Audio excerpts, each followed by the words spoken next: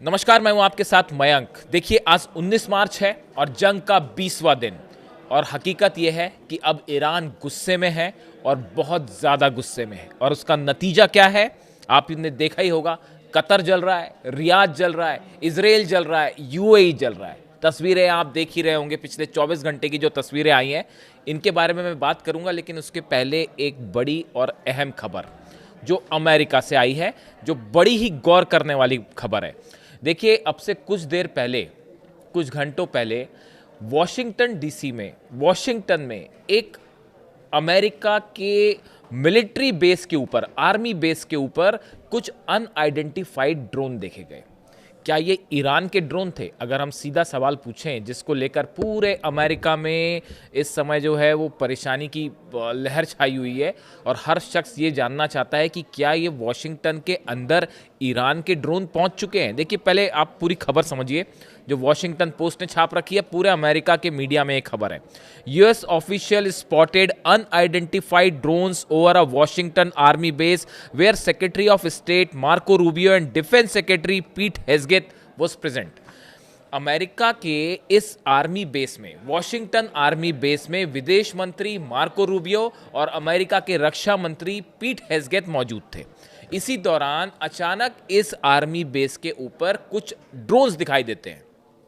जैसी ड्रोन्स दिखाई दिए, पूरे आर्मी बेस में अलर्ट कर दिया गया। पैनिक की सिचुएशन थी, मानो ऐसा लग रहा था कि अब कुछ अटैक हुआ और तब कुछ अटैक हुआ। लेकिन उस ड्रोन से किसी तरह के हमले की फिलहाल कोई खबर नहीं आई। देखिए, जैसे ही ये ड्रोन दिखे उसके बाद जो हालात थे वो ऐसे थे कि एकदम पैनिक का माहौल।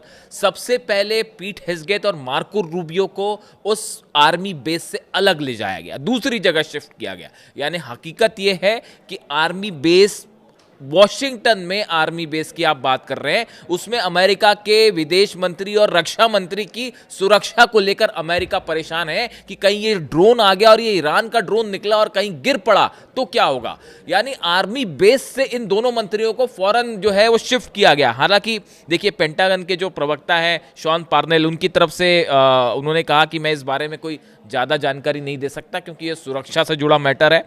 और जो आर्मी बेस था उसका नाम है मैकनेयर आर्मी बेस, जिसके ऊपर ये ड्रोन दिखाई दिए। इसके अलावा उन्होंने ये भी जानकारी देने से मना कर दिया कि मार्को रूबियो और पीट हेग्सेथ को कहाँ शिफ्ट किया गया, कब शिफ्ट किया गया। ये सब जानकारी उन्होंने सुरक्षा कारणों से नहीं दी, और वाजिब है कि नहीं दी उन्होंने। लेकिन अब देखिए, इस घटना ने एक बहुत बड़ा सवाल खड़ा कर दिया है। कुछ दिनों पहले मैंने आपको एक रिपोर्ट बताई थी कि जिस तरह से एफबीआई की वार्निंग आई थी कि कुछ ड्रोन्स जो है, कुछ एक जहाज, उसमें जो स्पेसिफिक जानकारी थी कि एक मिस्टीरियस जो है शिप वो अंदर आ सकता है, अमेरिका के आसपास हो सकता है पहले से मौजूद, और उसके ऊपर से ड्रोन टेक ऑफ कर सकते हैं और कैलिफोर्निया में या अमेरिका के कुछ हिस्सों पर हमले हो सकते हैं। ये जानकारी एफबीआई ने दी थी, जिसको लेके डोनाल्ड ट्रंप से भी सवाल किया गया था। पूरी अमेरिका में सवाल उठ गए थे कि भाई ये क्या घुस के हमला होने वाला है। उसके बाद वॉशिंगटन में अज्ञात ड्रोन आर्मी बेस के ऊपर उड़ना, पूरी अमेरिका की सुरक्षा एजेंसियां इस समय पैनिक में हैं और सबको ये लग रहा है कि क्या अब ये दिन देखना पड़ेगा कि ईरान अब घर में घुस के अमेरिका पर हमले करने वाला है। अभी तो अरब जल रहा है, अभी तो इजराइल जल रहा है, लेकिन क्या अब वो भी चीज़ दिखाई देखने को मिलेगी कि अमेरिका के अंदर ड्रोन अटैक शुरू हो जाएंगे। इस तरह की बात ईरान की तरफ से भी कही गई है कि आगे आगे देखिए क्या होता है। तो ये खबर है, इसके बारे में जो भी अंदर डिटेल आएगा कि ये क्या था, कैसे हुआ, तो मैं आपको इसके बारे में जानकारी दूंगा। अब बात करते हैं अरब की। अरब देशों पर जिस तरह से हमले हुए वो आपने देखे। इजराइल की बात हम आखिरी में करेंगे। इजराइल की बात मैं आपको सुबह ही बता चुका हूँ, सुबह के वीडियो में। और इस समय जब मैं आपसे बात कर रहा हूँ, 19 तारीख, जंग का 20वां दिन, दोपहर का वक्त है। मैं अभी आप जब ये वीडियो बना रहा हूँ, इस दौरान भी इजराइल पे मिसाइल्स बरस रही हैं और खुर्रम शहर 4 ने जो है पूरे इजराइल को खोद डाला है। ये गुस्सा है ईरान का। लारिजानी साहब पर जिस तरह से हमले हुए, खामेनी साहब को जिस तरह से शहीद किया गया, अब ये उसका नतीजा है और अब ये गुस्सा भुगतना पड़ेगा। जो नए सुप्रीम लीडर हैं, उन्होंने मुस्तफा ने साफ कर दिया कि हम किसी सूरत में जो है वो सीज फायर का कोई सवाल ही नहीं है और एक एक खून की एक एक बूंद का बदला लिया जाएगा और शहादत का बदला लिया जाएगा। ये नए सुप्रीम लीडर के शब्द हैं। अब देखिए होता क्या है, आपने देखा जिस तरह से दुबई पर हमले हुए, कतर में हमले हुए, रियाद में हमले हुए, ये हमले क्यों हुए, हमले क्यों किए ईरान ने, ये बात समझना जरूरी है। देखिए, इजराइल और अमेरिका ने ईरान के साउथ पार्स गैस फील्ड पर अटैक हुआ। ईरान का ये वो साउथ पार्स गैस फील्ड सबसे अहम, सबसे इंपॉर्टेंट, सबसे बड़ा गैस फील्ड है ईरान का, जिस पर मिसाइल अटैक होते हैं और करीब उसका 15 से 20% हिस्से को नुकसान पहुंचा। उसके बाद बयान आता है अमेरिका के कि नहीं नहीं नहीं, हमने ये हमला नहीं किया, ये तो इजराइल ने कर दिया। और जो है हम अब आगे कहेंगे, मैं आपको बताऊंगा डोनाल्ड ट्रंप क्या कह रहे हैं। उसके बाद डोनाल्ड ट्रंप, अमेरिका की तरफ से बयान आया कि हमला हमने नहीं किया, ये तो इजराइल ने कर दिया है और गलती से ये हमला हो गया, या इस तरह की जो भी बात है, क्योंकि पता था कि अब ईरान क्या करेगा। उसके बाद ईरान ने जो है रात भर जो मिसाइलें बरसाई हैं अरब देशों पर, आप देखिए जो हमले हुए उस पर कतर की रास लफान गैस फैसिलिटी जो है, इस पर बुधवार की रात को यानी बीती रात को ज़बरदस्त अटैक हुए, मिसाइल्स अटैक हुए, ड्रोन अटैक हुए। नतीजा ये है कि पूरी इंडस्ट्रियल सिटी जो है उसमें आग लग गई। इस पर्टिकुलर जो एरिया है, ये ऑयल फील्ड जो है, गैस फील्ड जो है, फैसिलिटी जो है, ये लफान गैस फैसिलिटी को ज़बरदस्त नुकसान हुआ है। और कतर एनर्जी ने कन्फर्म किया है कि ईरानी मिसाइलों के हमले में गैस प्रोसेसिंग हब को काफ़ी नुकसान हुआ है, जबरदस्त नुकसान हुआ। उसके अलावा आप सऊदी अरब की बात करें, सऊदी अरब की गैस फील्ड्स, ऑयल फील्ड्स, सब पर अटैक हुए हैं, सब पर खुर्रम शहर 4 मिसाइल गिरी है।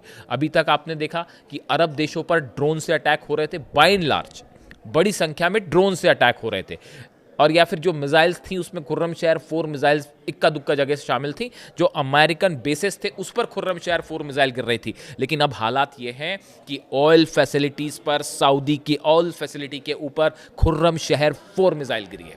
और आरामको जो ऑयल कंपनी है उसमें फिर एक बार आग लग गई है, और उसका नतीजा ये है कि धू धू कर जल रही हैं अरब 2 मिसाइल्स गिरने की तो तस्वीरें भी सामने आई।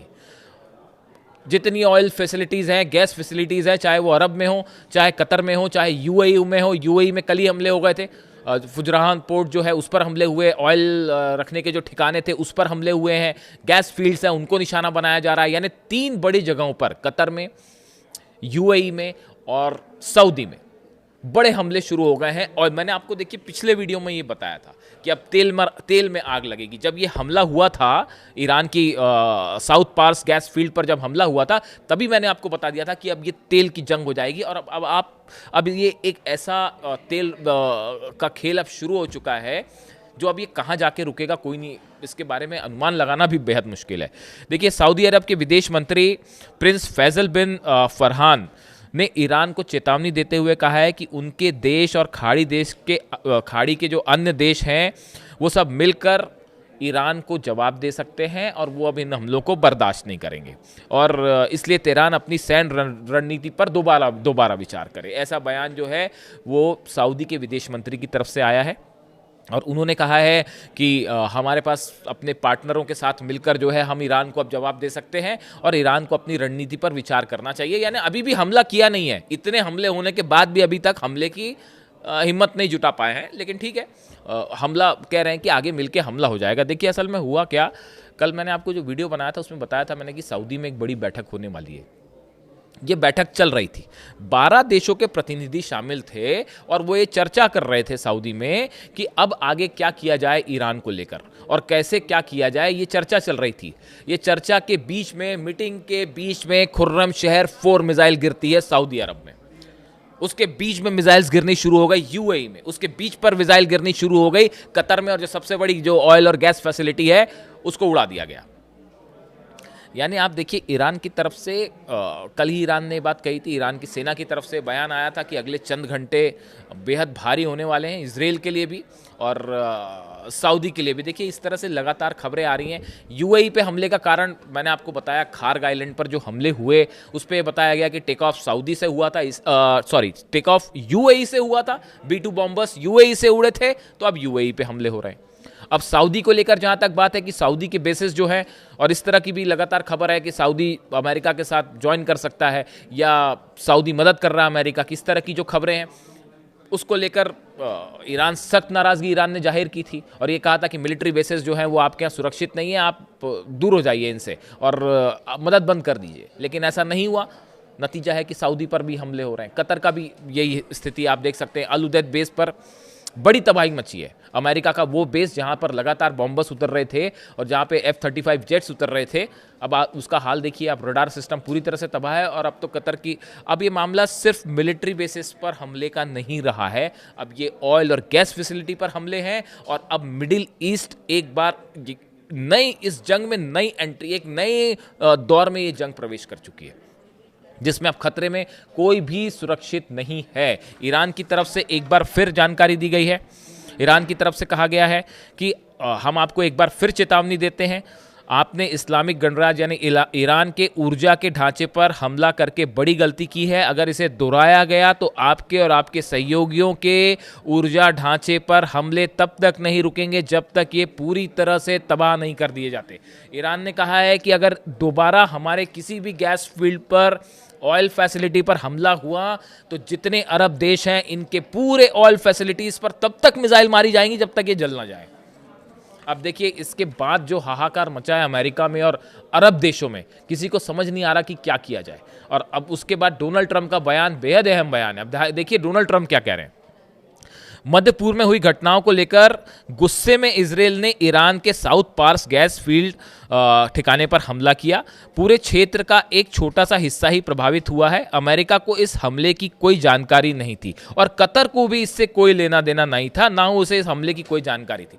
अब डोनाल्ड ट्रंप अपनी जान बचाते फिर रहे हैं। वो ये कह रहे हैं कि यानी अमेरिका ने साफ पल्ला झाड़ लिया। उन्होंने कहा कि भैया देखिए ईरान पर जो पार्स गैस फील्ड पर हमला हुआ वो हमने नहीं किया, हमको नहीं जानकारी थी, वो तो इजराइल ने कर दिया और कतर को भी जानकारी नहीं थी। अब ये बात किसको हजम होगी बताइए। और ये अलग अलग हमले मार दिए जाए कि अमेरिका अलग हमला कर रहा है, इजराइल अलग हमला कर रहा है, या दोनों एक साथ जंग कर रहे हैं। इस बयान का क्या मतलब है?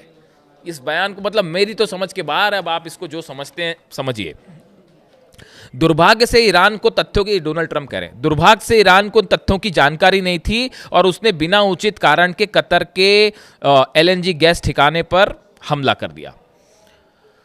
ये कहना है डोनाल्ड ट्रंप का। इसके साथ वो धमकी भी दे रहे हैं, उसके साथ वो ये भी कह रहे हैं कि अगर इस तरह के हमले जारी रहे तो हम ईरान पर ऐसा हमला करेंगे कि वो हमेशा याद रखेगा। वो हमेशा से इस बात को कहते रहे हैं। यानी अब इस पर अमेरिका के राष्ट्रपति का जो स्टेटमेंट आया है कि भाई गैस फील्ड पर हमला किया वो इजराइल ने किया, हमें नहीं पता था, यानी ऐसा लगता है कि मानो क्या कहा जाए इसको लेकर। इसीलिए अमेरिका में ये कहा जा रहा है कि डोनाल्ड ट्रंप के पास कोई रणनीति नहीं थी इस युद्ध में अंदर जाने की और ना ही बाहर आने। अब तो फंस गए, अब तो बाहर आने का सवाल ही नहीं है। ईरान ने साफ कर दिया किसी सूरत में सीजफायर नहीं होगा। और जो ये हमले हो रहे हैं, टारगेट किलिंग्स हो रही हैं, ये हत्याएं हो रही हैं। अली लारीजानी साहब को जिस तरह से निशाना बनाया गया, नई इंटेलिजेंस चीफ को निशाना बनाया गया, बासिस फोर्स के जो हेड है उनको निशाना बनाया गया, ये ब्रूटल मर्डर्स हैं, हत्याएं हैं ये, और उनका एक एक शहीद का जवाब लिया जाएगा, ये ईरान की सेना का कहना है। अब इस बीच में चीन की एंट्री हो गई है। ये जितने हालात हैं, बताया जा रहा है कि ये अगर ऐसे ही कुछ दिन और चलता रहा तो ये कोविड के स्तर से बड़ा क्राइसिस होगा। यानी अगर आप क्राइसिस को नापना चाहें कि कितना बड़ा संकट आ सकता है पूरी दुनिया में, तो जो कोविड के समय जो संकट था उससे भी बड़ा संकट आ सकता है, ये माना जा रहा है। तो चीन की अब एंट्री हो गई और बताया जा रहा है कि एक बार फिर अब चीन की तरफ से कोशिश हो रही है कि किसी तरह से शायद इस हालात को नियंत्रण में लाया जाए। रूस ने साफ कह दिया है कि जो किलिंग्स हो रही हैं, हत्या करार दिया है रूस ने, पुतिन ने हत्याएं करार दिया, जिस तरह से लारीजानी साहब की हत्या हुई थी। और पुतिन भी सख्त नाराज़ हैं इन किलिंग्स को लेकर। यानी अब आप देखिए हालात क्या है कि अमेरिका में ड्रोन घुस रहे हैं, अरब के गैस और तेल की जितने इंस्टॉलेशंस हैं वो जल रहे हैं। और इजराइल की जो ज़्यादा बात करने का मतलब नहीं है, क्योंकि वहाँ पता चलेगा क्या हुआ। 300 मिसाइल्स ने हिट किया है इजराइल को बीती रात। रेलवे स्टेशंस तबाह हुए हैं, बस स्टैंड्स तबाह हो गए हैं, आपके जितने मेट्रो स्टेशन हैं उन पर वो गिरी है। बेन गुरियन एयरपोर्ट तो पता नहीं कितनी मिसाइल्स गिर गई वहाँ पे, अब हिसाब नहीं लगाया जा सकता। 10 से 15 की खबर हमारे पास थी, अब आगे पता नहीं, अभी इस वक्त कितनी मिसाइल गिर रही होंगी उसका पता नहीं लगाया जा सकता। कितने प्लेन्स तबाह है, बेन गुरियन एयरपोर्ट पूरी तरह से तबाह हो चुका है जो जानकारी है। इसके अलावा कितने ठिकाने ऐसे हैं जहां मिसाइल्स गिरी हैं, कितने लोग की कैजुअलिटी, कल ही खबर आ रही थी कि 200 से 250 लोग मारे गए हैं। और उसको इजराइल कैसे कबूल करेगा, सामने आएगा, वो पता चलेगा। लेकिन फिलहाल हालात ये हैं, ईरान गुस्से में है और बहुत गुस्से में है। अपडेट होगा आप तक पहुंचाऊंगा। Thank you so much.